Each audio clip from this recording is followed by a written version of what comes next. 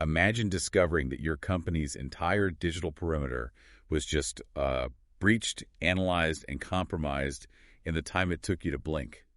Welcome to the deep dive. Yeah, that is a terrifying thought to start with. Right, because usually when you picture a cyber attack, you probably imagine like a group of hackers huddled in a dark room somewhere. Manually typing lines of code, probing a company's defenses for days or even weeks. Exactly. It's a game of cat and mouse, but there has always been a certain human rhythm to it. And that human rhythm is what our entire global cybersecurity infrastructure is basically built around. Right. The defenders monitor, the attackers probe. Yeah, someone spots an anomaly and humans respond. I mean, we rely on time to detect, time to patch, time to recover. But so you introduce frontier artificial intelligence into that mix, and that timeline is entirely obliterated. Completely wiped out. We are no longer dealing with a single, highly intelligent human burglar. We are dealing with like a million invisible burglars simultaneously jiggling every single doorknob and window latch of your house. Every second of the day. Right. Looking for a microscopic flaw. And the moment they find it, they were inside. Which brings us to the stack of regulatory documents we are analyzing today. Because global financial regulators have fundamentally realized that this isn't just some, hypothetical future scenario anymore. No, it is happening right now in mid-2026. Exactly. They're no longer treating frontier AI as just an exciting new tech tool. Like, it's not just for drafting better emails or boosting quarterly productivity. They are categorizing it as a systemic existential cyber risk. One that requires a complete teardown of how companies actually defend themselves. So our mission for you today is to unpack exactly what these global financial watchdogs now expect from businesses moving forward. Yeah, if you sit on a board or manage an IT department or just want to understand how the rules of digital survival have changed, this is your blueprint. We are pulling insights from 3 major pieces of recent regulation today. First, we've got a communique from Luxembourg's financial regulator, the CSSF. And that was published on the 7th of July, 2026. Right. We will also be looking closely at a pretty stark warning issued by the European Systemic Risk Board, the ESRB. That one is dated the 25th of June, 2026. And it looks at the broader contagion effects, right? It does, yeah. And finally, a crucial consultation report from the Financial Stability Board, the FSB, from the 10th of June, 2026. So we have a localized European mandate, a regional systemic warning, and a global stability framework. And they all hit the desk within like a 4-week window. Yeah, the consensus across all 3 is incredibly clear. The traditional defensive playbook is dead. You can no longer just wait for a vendor to send you a software update. No. The responsibility for surviving an AI speed attack has been pushed straight to the top of the corporate ladder. Well, let's start with the mechanism of why that traditional playbook is dead. It's heavily detailed in that July 7th CSSF communique. Right. The document titled Evolving Opportunities and Risks in Artificial Intelligence and Its Adoption. Such a formal title for something so alarming. I know, right? But their central thesis focuses on a terrifying metric. It's the shrinking interval between vulnerability discovery and active exploitation. We should probably explain how frontier AI actually does this. Like, let's talk about what a zero-day vulnerability actually is, because that term gets thrown around a lot. Yeah, good idea. A 0-day is simply a security flaw that the software vendor has known about for exactly 0 days. Because the hackers found it first. Right.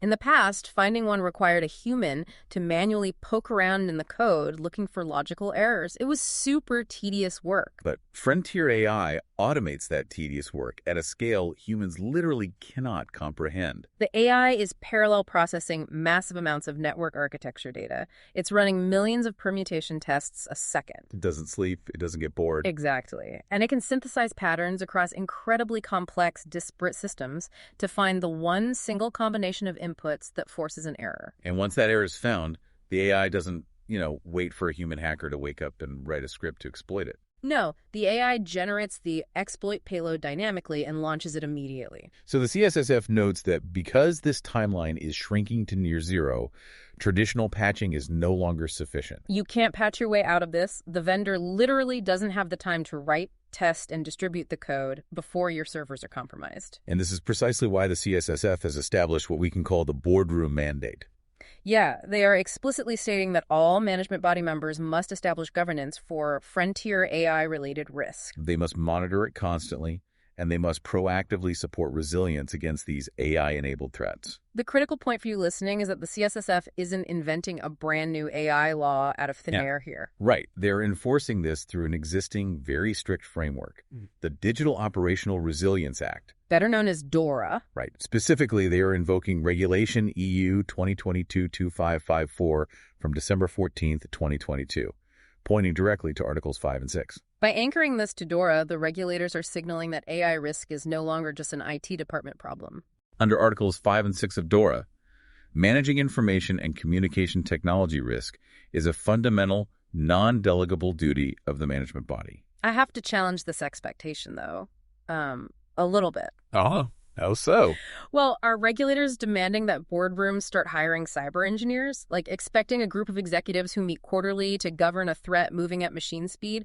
It kind of feels like setting them up for a massive legal failure. Yeah, I see your point. How can a human board realistically monitor something that outpaces their own security operations center on a minute-by-minute basis? That tension is exactly what corporate lawyers are currently debating right now.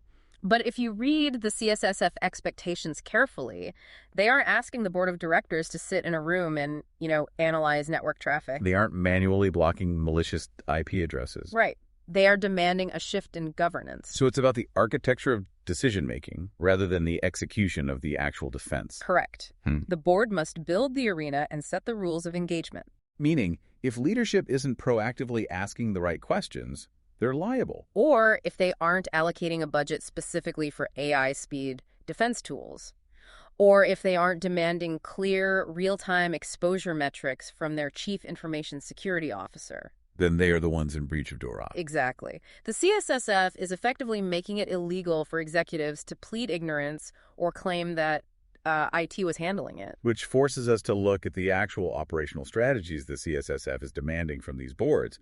Because if patching is too slow, executives have to sign off on a new, much more aggressive defensive posture. And honestly, looking at these recommendations, some of them fundamentally contradict the best practices IT departments have followed for the last 20 years. Oh, completely. What? They require a complete mathematical rewiring of how a company calculates risk. Let's get into those specifics.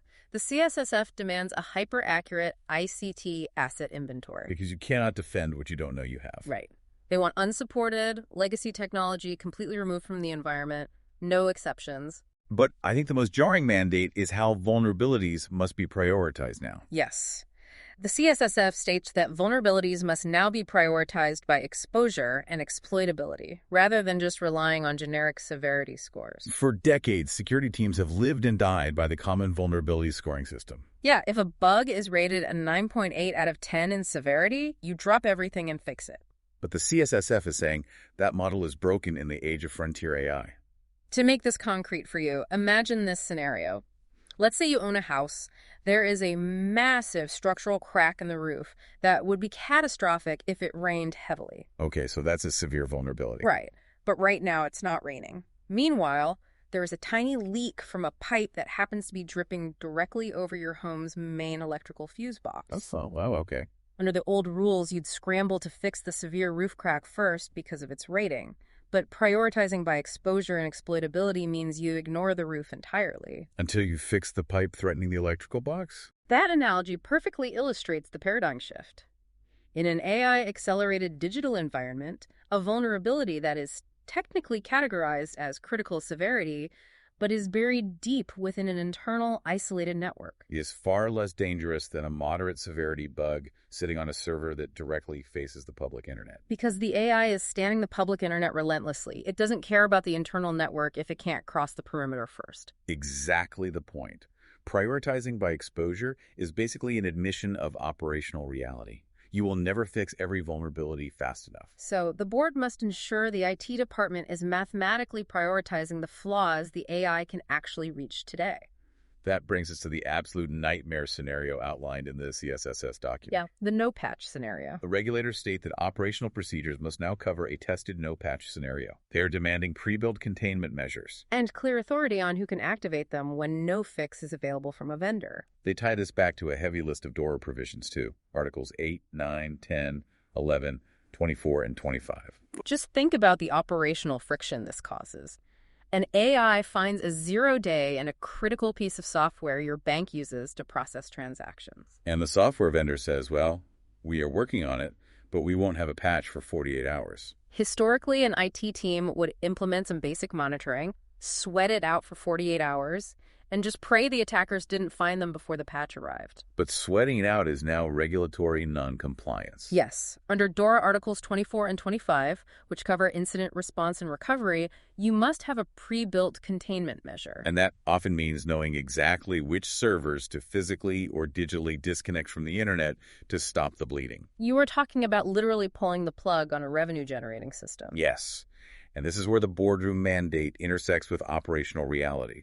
The CSSF is insisting on predefined executive authority. Because when an AI-driven attack is moving in milliseconds, a company cannot wait to convene an emergency risk committee meeting. Right, to debate whether taking the payment gateway offline will hurt quarterly earnings. The person sitting at the terminal needs the legal and corporate authority to sever the connection the moment the unpatchable threat is detected. And the board must grant that authority in writing and test that scenario in a tabletop exercise before the attack ever even happens. Because if you hesitate during the real event because you are afraid of getting fired for causing downtime, the AI will compromise the entire network. But, let's follow this logic to its natural conclusion. If the hackers are using frontier AI to exploit vulnerabilities faster than humanly possible, and taking systems offline is our only ultimate safeguard. Right. Then companies are being forced into a precarious technological arms race. An arms race that regulators are actively encouraging, honestly, albeit with extreme caution. The CSSF communique explicitly encourages using AI to defend against AI. Right. They highlight using defensive AI for automated vulnerability discovery, alert triage, and threat hunting. You need a machine to catch a machine. But they attach a massive caveat to this. Defensive AI must be subject to human review and clear ownership of remediation. This caveat is the central paradox of current cyber regulation. And it is the exact reason we must zoom out and look at the broader global picture. The ESRB warning from June 25, 2026, and the FSB consultation report from June 10, 2026, they both grapple with this exact tension. Let's break those down, starting with the ESRB. The European Systemic Risk Board isn't looking at this from the perspective of one company getting hacked. They're looking at systemic contagion. Right. They are warning that frontier AI models pose a risk to the entire financial system. Let's map out how systemic contagion actually happens in this context. Okay. Imagine a major European clearinghouse, a central hub that processes trillions of euros in trades between hundreds of different banks. Got it.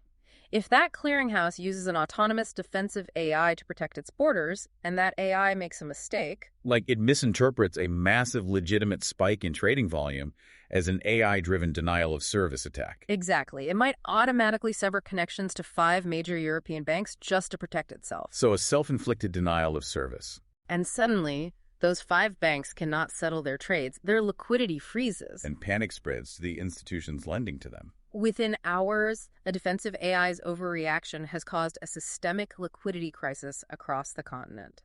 That is the ESRB's nightmare scenario. They were terrified of defensive AI models interacting with offensive AI models, or even just regular market dynamics, in ways that humans simply cannot predict or stop. Which perfectly explains the human review requirement.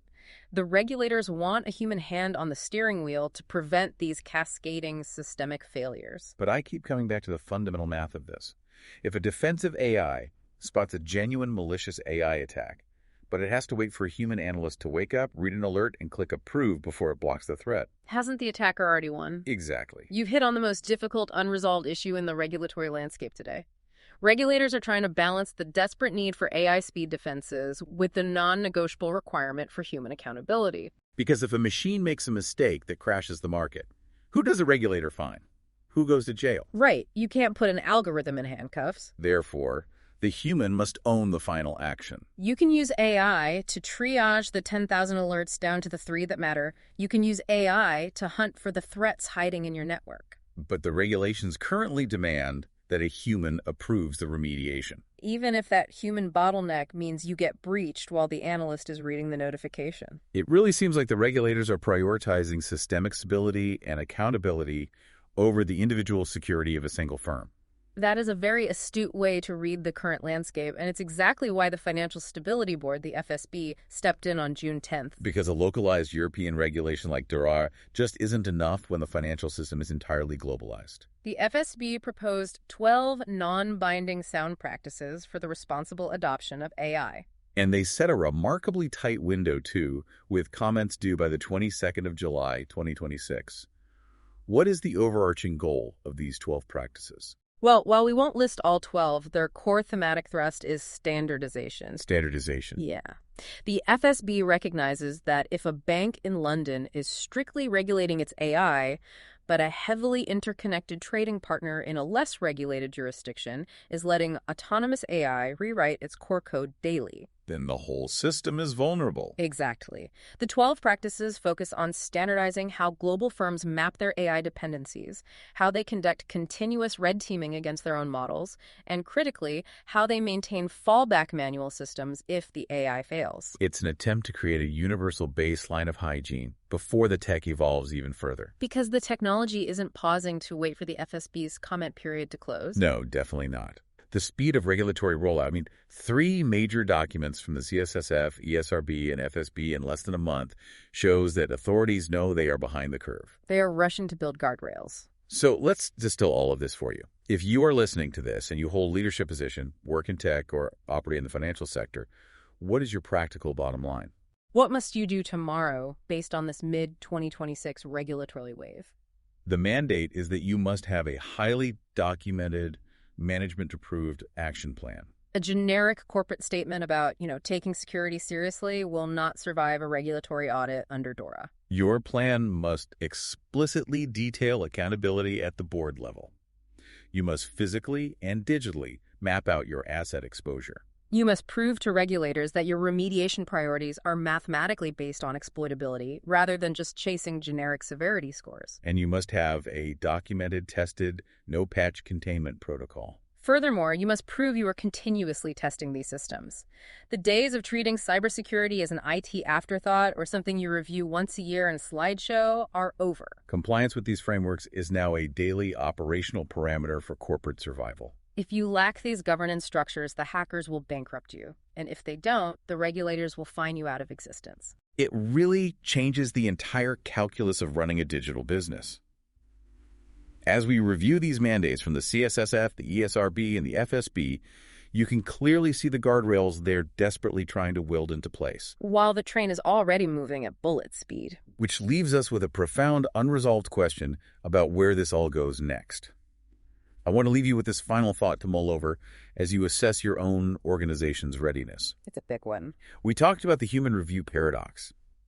As frontier AI models continue to evolve, and that interval between a vulnerability being discovered and exploited shrinks from days to hours to literal milliseconds. Will regulators eventually be forced to abandon their human review requirement for defensive AI entirely, just to prevent a total systemic collapse? If the attacks are executing in milliseconds, human intervention is mathematically obsolete. But if regulators do eventually allow machines to fight machines with total autonomy, where does legal and moral accountability live?